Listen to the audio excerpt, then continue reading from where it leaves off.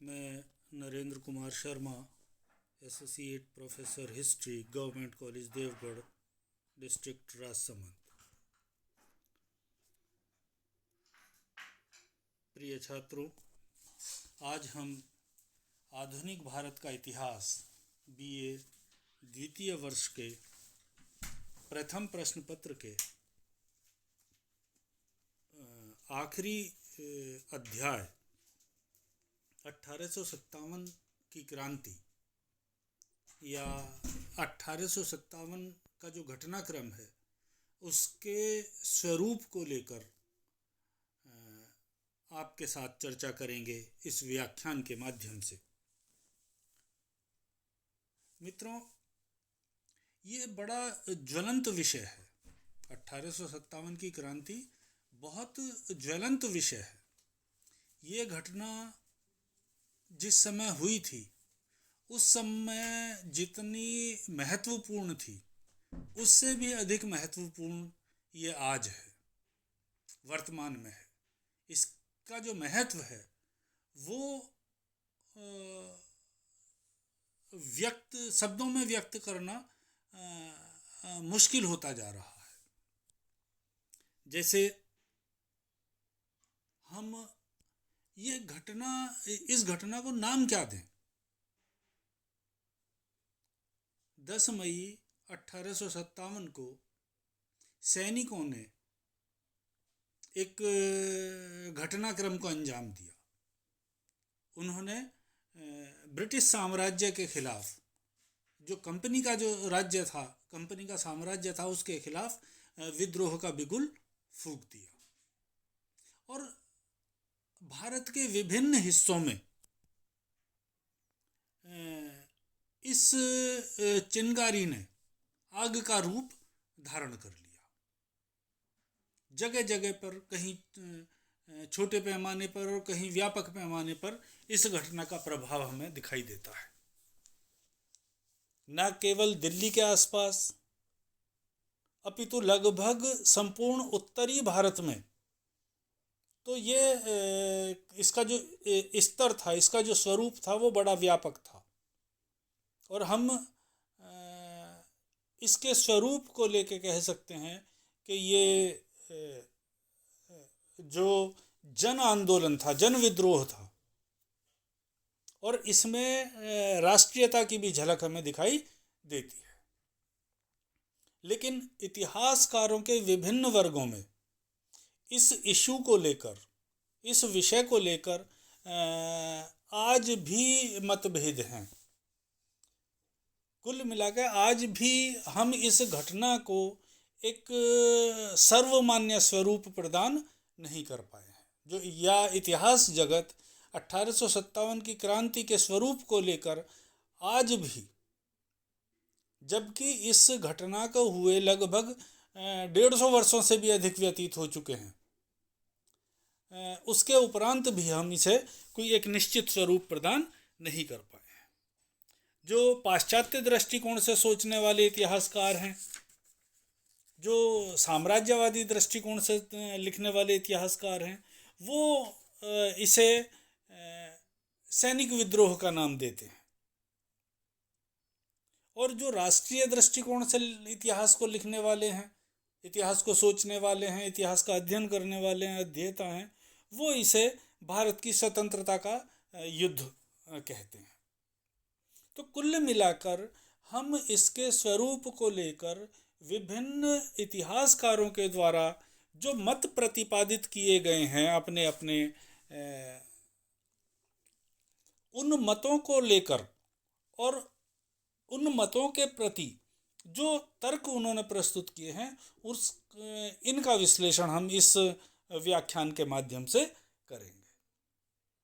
सर्वप्रथम हम बात करते हैं इतिहासकारों के ऐसे वर्ग की जो इस घटनाक्रम को सैनिक विद्रोह का स्वरूप प्रदान करता है।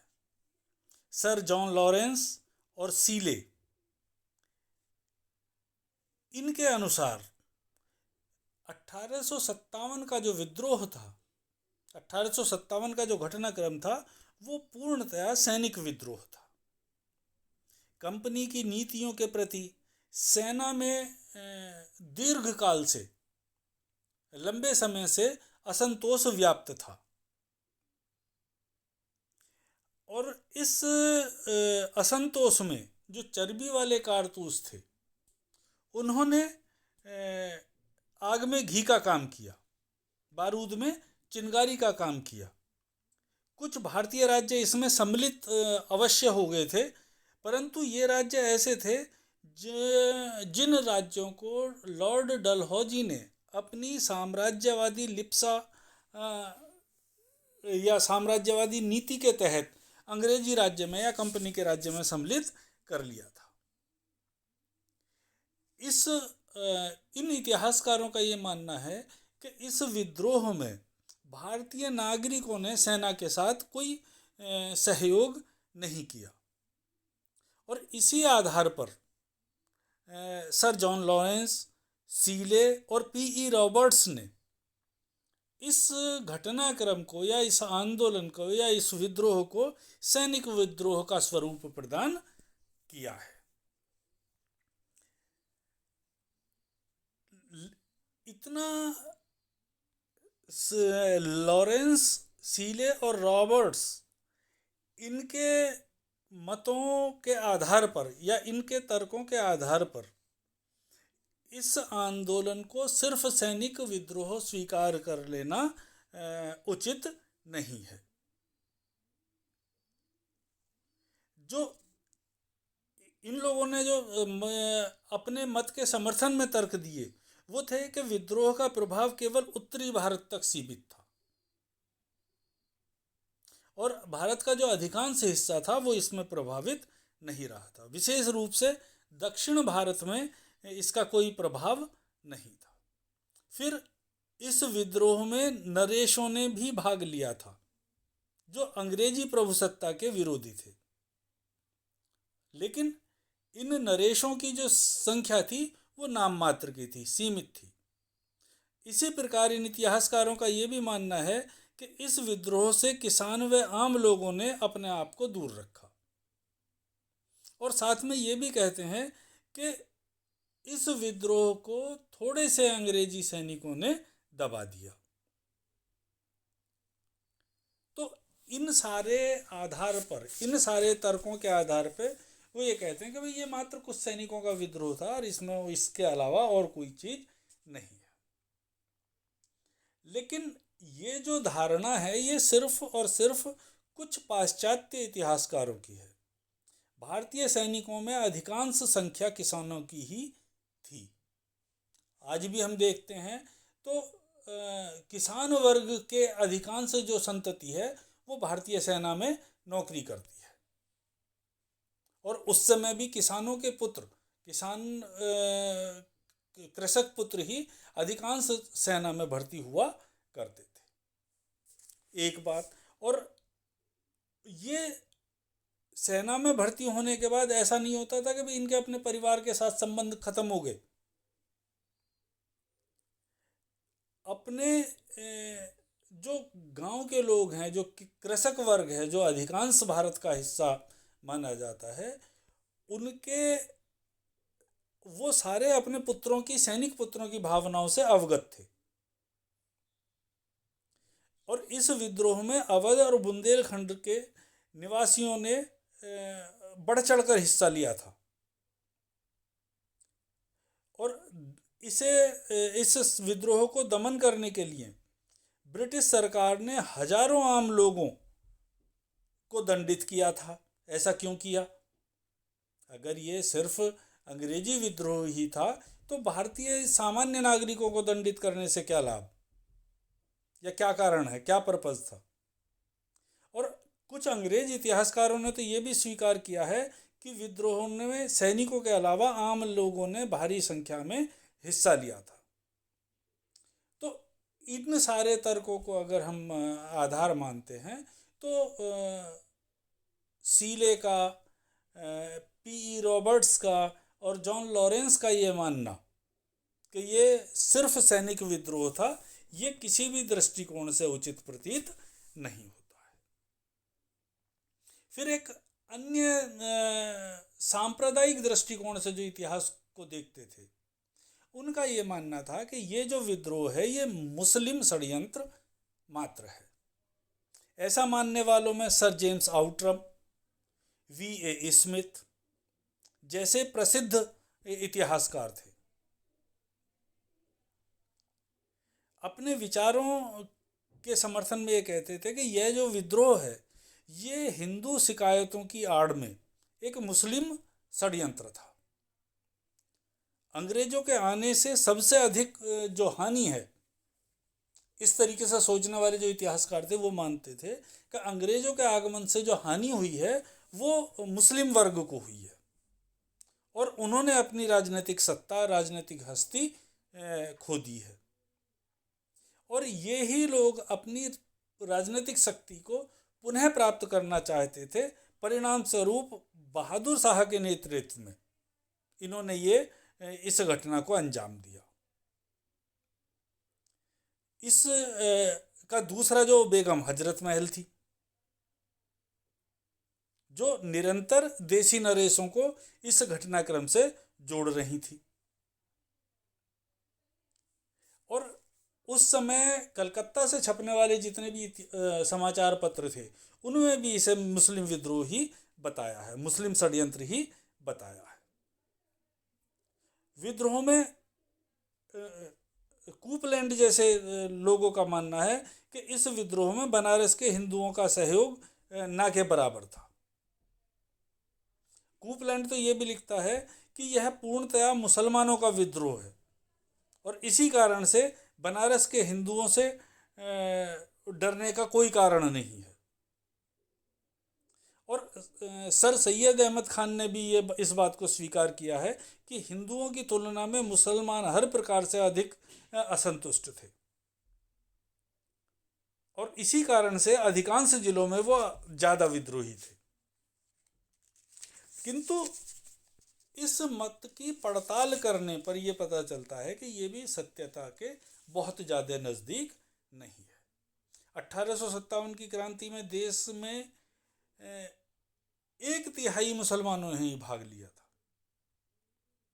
और जब हम नाना साहब के कार्यों पर निगाह डालते हैं, झांसी की रानी लक्ष्मीबाई की तरफ दृष्टिपात करते हैं, जब बिहार के कुंवर सिंह की बात करते हैं या अन्य जो अवध के ताल्लुकेदार थे जिन्होंने वास्तव में क्रांति को संचालित किया था, उनमें अधिकांश संख्या हिंदुओं की ही थी और हिंदू नरेशों और ताल्लुकेदारों ने इसमें बड़ी संख्या में भाग लिया था। राजस्थान के जैसे अहुआ के ठाकुर थे कुशाल सिंह जी, तो इन्हें अगर आधार माने तो ये बताता है कि इसमें हिंदू मुस्लिम दोनों कम्युनिटी ने बड़े तन मन के साथ कंधे से कंधा लड़ाकर बहादुर शाह जफर के नेतृत्व में अपनी जो राष्ट्रवादी भावनाएं थी उनका प्रकटीकरण था ये घटनाक्रम। और इसी आधार पर कुछ लोगों का ये मानना है कि ये राष्ट्रीय विद्रोह था। सिर्फ मुस्लिम षड्यंत्र कहना इसे इस घटना के प्रति अन्याय करना है। फिर एक अन्य जो दृष्टिकोण है वो है कि ये एक जन विद्रोह था। पाश्चात्य इतिहासकार 1857 के विद्रोह को केवल सैनिकों का विद्रोह, चंद असंतुष्टों का विद्रोह, कुछ नरेशों और ताल्लुकेदारों का विद्रोह, जमींदारों का विद्रोह तो स्वीकार करते हैं, लेकिन इसे राष्ट्रवादी या राष्ट्रव्यापी विप्लव स्वीकार नहीं करते। उनका कहना है कि प्रत्येक व्यक्ति ने इसमें भाग नहीं लिया। अगर हम इस दृष्टिकोण से देखने वालों में ये बात भी एक महत्वपूर्ण है कि जमींदार व किसानों में सदा वैमनस्य रहता आया है, इनमें सांप और नेवले का जैसा बैर रहता है। तो इन दोनों का एक साथ किसी घटना में भाग लेना बड़े आश्चर्य की बात होगी, क्योंकि जमींदार सदैव किसानों का शोषण करते रहे हैं और जमींदारों ने हमेशा कंपनी के हितों की तरफ ज़्यादा ध्यान दिया है। और इस जो विद्रोह में जमींदार व किसान दोनों ने अपने वैमनस्य को भुलाकर भाग लिया था। लॉर्ड कैनिंग ने 19 अप्रैल 1858 को कंपनी के संचालकों को एक पत्र लिखा, जिसमें लिखा था कि अवध में हमारी सत्ता के विरुद्ध विद्रोह व्यापक था। यह लगभग सारी जनता का विद्रोह था। तो इस बात से अंदाजा, कैनिंग के इस पत्र से यह अंदाजा लगाया जा सकता है कि ये घटनाक्रम सिर्फ सैनिकों का या सिर्फ मुसलमानों का षड्यंत्र या सिर्फ जमींदारों का षड्यंत्र या कुछ ताल्लुकेदारों का षड्यंत्र ही नहीं था। फिर ब्रिटिश सरकारी सूत्रों से अनुमान लगाया जा सकता है कि अवध में 3/4 वयस्कों ने विद्रोह में भाग लिया था। लोगों ने जिस तरह से हथियारों का प्रयोग किया था, उससे भी ये स्पष्ट होता है कि यह एक आम विद्रोह था। विद्रोह में पिस्तौल, बंदूक के अलावा लाठियां, बर्छियां, भालों, चाकू, इनका प्रयोग खूब बड़ी मात्रा में हुआ।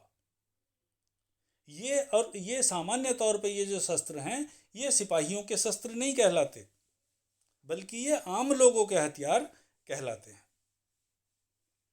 और विद्रोह के शांत होने पर अवध में घरों की तलाशी लिए जाने पर 1859 की फरवरी तक 29,941 भाले, 4,27,29,932 तलवारें, 1,29,414 बंदूकें, 6,418 धनुष बाण, मतलब इतना असला आम लोगों से बरामद हुआ था। तो ये सारी की सारी जो बरामदगी है, ये भी इस बात का स्पष्ट प्रमाण है कि 1857 का विद्रोह अवध की आम जनता का विद्रोह था। इस विद्रोह में अवध की आम जनता ने बढ़ चढ़कर हिस्सेदारी निभाई थी। तो इस तरीके से हम ये देखते हैं कि ये जो विद्रोह था, ये सिर्फ सैनिक विद्रोह कहना या मुस्लिम षड्यंत्र कहना इस घटनाक्रम के साथ न्याय नहीं है। तो इस क्रम में हम आगे ये भी देखते हैं कि इसमें जमींदार, सैनिक, नरेशों के अलावा विभिन्न व्यवसाय के लोग भी सम्मिलित थे। तो एक व्यापक फलक पे ये दिखाई देता है कि ये एक आम विद्रोह था। आम लोगों की भागीदारी इसमें बड़ी संख्या में थी। लेकिन अब इसमें राष्ट्रवादी भावनाएं थी नहीं थी, ये अलग शोध का विषय है। तो इस व्याख्यान में इतना ही। जो बाकी हिस्सा है 1857 की क्रांति के स्वरूप का, वो इसके भाग 2 में उस पर चर्चा करेंगे। धन्यवाद।